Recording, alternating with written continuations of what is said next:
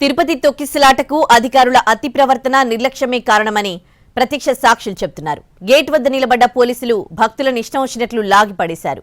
ఈ క్రమంలో కొందరు కింద పడిపోయారు. మహిళలని కూడా చూడకుండా దారుణంగా ప్రవర్తించారు. భక్తులపై ఓ పోలీస్ లాఠీచార్జ్ చేశాడు. ఇది కూడా తొక్కిసలాటకు కారణమని అక్కడున్న పోలీసులు సిబ్బందిపై కఠిన చర్యలు తీసుకోవాలని డిమాండ్ వినిపిస్తోంది. బైరాగి పట్టెడ పద్మావతి పార్క్ లో జరిగిన తొక్కిసలాట ఘటనపై కీలకమైన నివేదికను సీఎం చంద్రబాబుకు అందించినట్లు సమాచారం. డీఎస్పీ అత్యుత్సాహం కారణంగానే తొక్కిసలాట జరిగిందంటున్నారు భక్తులు. ఒకేసారి గేట్లు తెరవడంతో అపశృతి చోటు చేసుకుంది. తొక్కిసలాట తరువాత సరైన రీతిలో స్పందించలేదు డీఎస్పీ. అయితే సకాలంలో ఎస్పీ సుబ్బారాయుడు సహా ఇతర పోలీస్ సిబ్బంది ఘటనా స్థలానికి చేరుకున్నారు.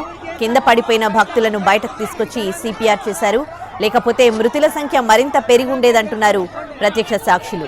ఘటన సమయంలో అంబులెన్స్ డ్రైవర్లు దాదాపు 20 నిమిషాల పాటు అందుబాటులో లేరు. అంబులెన్స్ వాహనాన్ని టికెట్ల కౌంటర్ బయటే పార్క్ చేసి వెళ్లిపోయారు డ్రైవర్లు. డీఎస్పీ అత్యుత్సాహంతో పాటు అంబులెన్స్ డ్రైవర్ల నిర్లక్ష్యం కారణంగానే భక్తులు చనిపోయారని చెబుతున్నారు. సీఎం చంద్రబాబుకి ఇచ్చిన నివేదికలో కీలక అంశాలను ప్రస్తావించారు. డీఎస్పీ తీరుపై ఎస్పీ సుబ్బారాయుడు కలెక్టర్కు సిబ్బంది ఫిర్యాదు చేశారు. తిరుపతిలో నిన్న రాత్రి జరిగిన తొక్కిసలాటలో 6గురు మృతి చెందారు. అయితే ఇవాళ సీఎం చంద్రబాబు నాయుడు తిరుపతికి వెళ్లనున్నారు. ఇక సీఎం చంద్రబాబుకి ఇప్పటికే ఈ సంఘటనకి సంబంధించి నివేదిక కూడా అందించినట్లుగా తెలుస్తోంది. పూర్తి డీటెయిల్స్ మా ప్రతినిధి కార్తీక్ లైవ్ లో అందిస్తారు. కార్తీక్. రైట్ ఉదయశ్రీ, అత్యంత బాధాకరమైనటువంటి ఘటనగా చెప్పుకోవాలి. అయితే ఈ ఘటనకు బాధ్యులు మాత్రం పద్మావతి ఉద్యానవనం దగ్గర ఉన్నటువంటి ఒక డిఎస్పీ స్థాయి అధికారిని మాత్రం చాలా స్పష్టంగా ఇప్పటికే ఉన్నతాధికారులందరితో పాటు కింది స్థాయి సిబ్బంది వరకు కూడా అందరూ కూడా ఒక నివేదికను ఏదైతే రూపొందించారో దాన్ని సీఎం చంద్రబాబు కూడా అందించడం కూడా జరిగింది. ఆ సమయంలో తొక్కిసలాట కంటే ముందుగానే ఇంకా టికెట్లు అనేది కూడా జారీ చేయలేదు. రేపు ఉదయం 5 గంటలకు టికెట్లు జారీ చేస్తాననేటువంటి క్రమంలో పెద్ద ఎత్తున భక్తులందరూ కూడా అక్కడ వేచి ఉన్నారు.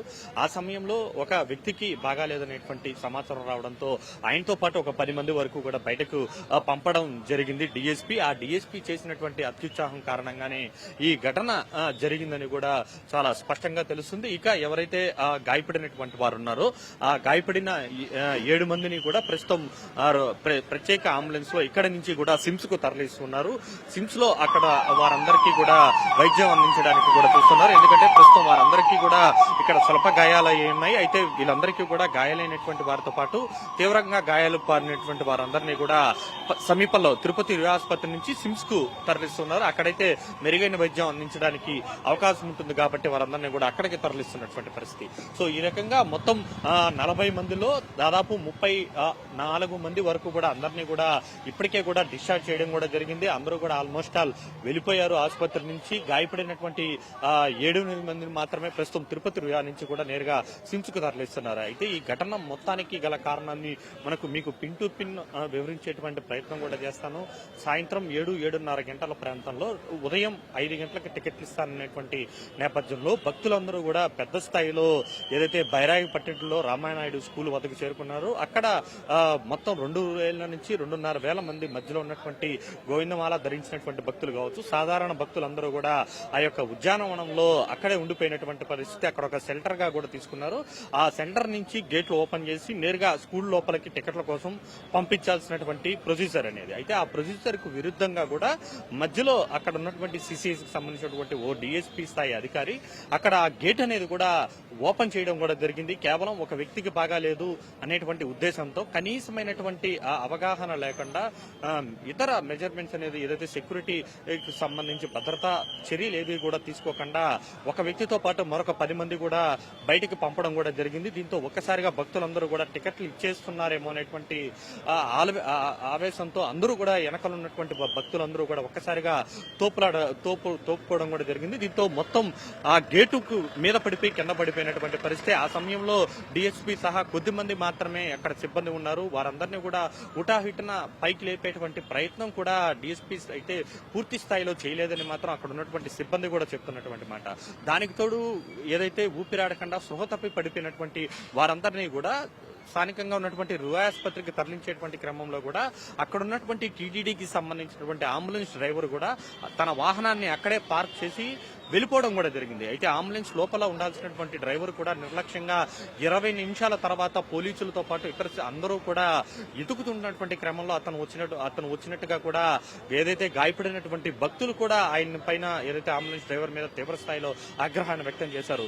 వీరిద్దరి కారణంగానే ఏదైతే భక్తులు 5 భక్తులు చనిపోవడం కూడా జరిగింది. మరొక భక్తురాలకైతే ఊపిరాడకుండా ఆమె అక్కడికక్కడే చనిపోయినటువంటి పరిస్థితి. దీనికి సంబంధించి పూర్తి స్థాయి నివేదికనైతే టీటీడీకి కావచ్చు, ఇటు సీఎం చంద్రబాబు కూడా నివేదికనైతే అందించారు. దీని మీద దర్యాప్తు అనేది కూడా పూర్తి స్థాయిలో ఇంకా మరింత లోతుగా జరుగుతుంది. సీసీటీవీ ఫుటేజ్ ను కూడా పరిశీలన చేస్తున్నారు. ఒక డీఎస్పీ స్థాయి అధికారు కనీస భద్రతా చర్యలు అవగాహన ఎలా తీసుకోవాలో తెలియకుండా అత్యుత్సాహంతో చేసినటువంటి ఒక తప్పు వల్ల 6 ప్రాణాలు గాల్లో కలిసిపోయాయని చెప్పాలి. ప్రస్తుతం ఎవరైతే గాయపడినటువంటి వారందరినీ కూడా తిరుపతి రుయా ఆసుపత్రి నుంచి సిమ్స్ కు తరలించారు. ప్రస్తుతం దానికి సంబంధించినటువంటి ప్రక్రియ అన్ని కూడా జరుగుతుంది. రుయా ఆసుపత్రికి సంబంధించినటువంటి కొంతమంది డాక్టర్లు కూడా ఉన్నారు, వారితో కూడా మాట్లాడదాం. సార్ చెప్పండి, అంటే గాయపడినటువంటి వారి పరిస్థితి ఇప్పుడు ఎలాగుంది? నిన్న తొక్కిస్లాట్లో 4 మృతి చెందడం జరిగింది. మిగిలిన అందరూ బాగున్నారు. ఎవరికి ప్రాణ పరిస్థితులు ఏం లేవు. అందరినీ కొంచెం స్విమ్స్ కి షిఫ్ట్ చేయడం జరుగుతుంది. కొంచెం ఇంజరీస్ ఉన్న వల్ల రిమైనింగ్ అందరూ వాళ్ళ ఊర్లకు వెళ్ళిపోవడం జరిగింది. అంటే మిగిలిన ఆ 7 మందికి కూడా ఎలా అంటే అవుట్ ఆఫ్ డేంజర్, ఎలాంటి కండిషన్స్ లో ఉంది, ఎలాంటి గాయాలు తగిలాయి? మామూలుగా తొక్కిస్లాట్ కాల్ ఫ్రాక్చర్ ఒకరికి ఉంది, రిబ్స్ ఫ్రాక్చర్ ఒకటి ఉంది. అలాగే కొంచెం సర్వైకల్ స్పైన్ ఫ్రాక్చర్ ఉన్న వాళ్ళు ఉన్నారు. మిగతా వాళ్ళని చిన్న దెబ్బలే ఉన్నాయి. రిమైనింగ్ ఎవరికేమి ప్రాణహాని అయితే ఎవరికి లేదు. అంటే చాలా మంది ఇంటికి వెళ్ళిపోయారని చెప్తున్నారు. ఎంతమందికి వెళ్ళిపోయారు సార్ వారంతటా? మనకు 37 మంది వచ్చారు నిన్న. అందులో మనకు 8 మంది ఇక్కడ అడ్మిషన్, 4 డెత్లు అయినాయి. రిమైనింగ్ అందరూ వాళ్ళ ఇళ్లకు చేరుకోవడం జరిగింది. అంటే చిన్న గాయాలైనటువంటి భక్తులందరూ కూడా తిరిగి వారంతటా వారై వెళ్ళిపోవడం కూడా జరిగిపోయింది. కేవలం 7 ఎవరైతే కాళ్ళు విరిగిపోవడం, చేతులు కొద్దిగా దెబ్బలు తగిలినటువంటి వాళ్ళు ఎవరైతే ఉన్నారో వారందరికీ కూడా మెరుగైన వైద్యం అందించడానికి సమీపంలో ఉన్నటువంటి సిమ్స్ కు తరలించారు. సీఎం చంద్రబాబు సైతం 11:30-12 గంటల ప్రాంతంలో తిరుపతికి వచ్చింది. నేరుగా సిమ్స్ కు వెళ్లి వారి బాధితులను పరామర్శించబోతున్నారు. ఉదయ్, తిరుపతి